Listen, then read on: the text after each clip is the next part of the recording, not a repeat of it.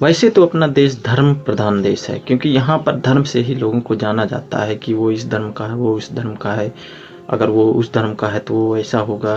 मतलब धर्म के नाम पर इस तरह से भटकाया जाता है और ऐसे ऐसे कारनामे किए जाते हैं उसके प्रति कि लगता है कि आदमी को जीने नहीं देंगे। और इस तरह से लोगों में इस तरह से फूट डाली जा रही है नेताओं द्वारा कि बिल्कुल एक तरह से बांटा जा रहा है, और आपस में वो खुद ही मिलजुल कर रहते हैं और यहाँ दिखाते हैं कि हम कितने लोगों के प्रति आस्था रखते हैं, उनके जिम्मेदारियों को और उनकी खुशियों का ध्यान रखते हैं। लेकिन अभी बात जब आई कि ईरान और इजराइल युद्ध था, तो मेरे समझ में या फिर हम सबके समझ में यही आया होगा कि ये युद्ध एक ऐसा युद्ध है जो कि दो देशों के बीच चल रहा है, अमेरिका और इजराइल, ईरान, ये सभी हैं।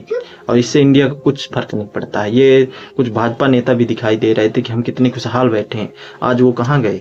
आज वो नेता कहाँ गए जो ये बताते थे कि ईरान और इजराइल के बीच जो युद्ध चल रहा है उसके बीच हम कितने खुशहाल बैठे, हमें कोई फर्क नहीं पड़ता।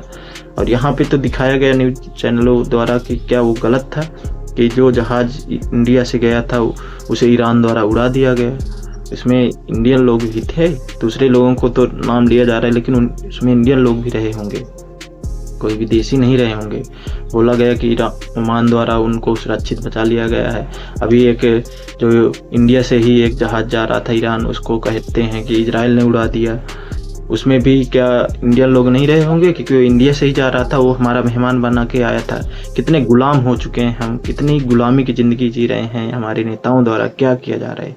अब देश की बारी है, अब देश ही बिकेगा, क्योंकि बाकी सभी चीज़ें ट्रेन से लेकर हवाई जहाज़ और सभी चीज़ें, रेलवे स्टेशन, मतलब किस किस की बात करें, हर चीज़ तो बिक चुका है। किस किस को बेच नहीं खाया इस विश्व गुरु ने।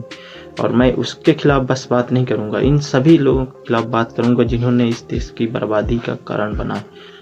और इन लोगों ने अपने आप को इतना स्थापित कर लिया है कि उनके सामने कोई बोल ही नहीं सकता।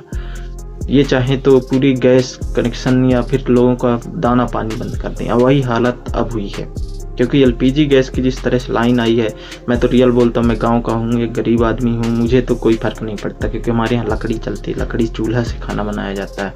मेरे यहाँ अभी भी 4 महीने पहले गैस सिलेंडर रखा हुआ है, क्योंकि हम कभी कभार उसका उपयोग करते हैं। अब रियल ज़िंदगी ये है कि जो सिटी शहर में रह रहे हैं, जो कहते हैं हमें विकास की ज़िंदगी जी रहे हैं, हम खुशहाल हैं, गाँव के गंवार हैं, तो भाई आप सिटी शहर के हो। तो मैंने कल देखा है अपने शहर में लाइन गैस सिलेंडर के बाहर। मुझे लगा हो सकता है आज का दिन फ्री में या फिर कुछ, मुझे इसके बारे में तो पता नहीं, मुझे लगा कि शायद यहाँ पर डिस्काउंट में आज मिल रहा हो, इसलिए इतनी लंबी लाइन, इतनी सारी भीड़ लगी। मुझे क्या पता कि आज यहाँ और अब से भूखी बारी ज़िंदगी अगर गैस नहीं मिला तो जिएंगे, क्योंकि इनके यहाँ तो वो सिस्टम ही नहीं है कि चूल्हा जलाएं। इनके यहाँ VIP वाली ज़िंदगी है किचन पे। मैं इनकी वो नहीं कर रहा हूँ, बेइज्जती कर रहा हूँ। मैं सिर्फ इसलिए कह रहा हूँ कि सिटी शहर वाले ज़्यादा गुलाम हैं। मैंने सिटी शहर का हालत देखा। हमारे यहाँ मैं जब से देख रहा हूँ, हमारे यहाँ तो कोई नेता आता ही नहीं है, ना ही रोड बनी, ना ही कुछ है, विकास ही नहीं है। लेकिन जहाँ पे नेताजी रहते ही हैं खुद सिटी शहर में, हमारे ज़िला में, और जहाँ से आते जाते रोज़ हैं, वहाँ की हालत तो खुद देख रहे होंगे। इतना तो वो नहीं है अपने लिए, वो क्या कहाँ कहाँ नहीं संपत्ति बना रखे हैं, कैसी कैसी संपत्ति नहीं जोड़ रखे हैं।